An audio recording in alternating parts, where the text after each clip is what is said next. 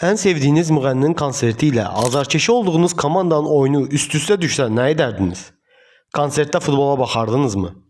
Dünən Azərbaycanlı müğənni Röya Ayxanın konserti ilə Türkiyə Superliqa təmsilçiləri Qalatasaray ilə Trabzonsporun qarşılaşması eyni vaxtda keçirilirdi.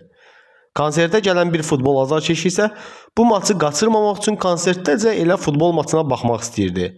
Bunu görən Röya xanım azarkeşin telefonunu götürüb onu biraz cəzalandırmaq istədi. Bu epizodlar kameralara belə tuş gəldi.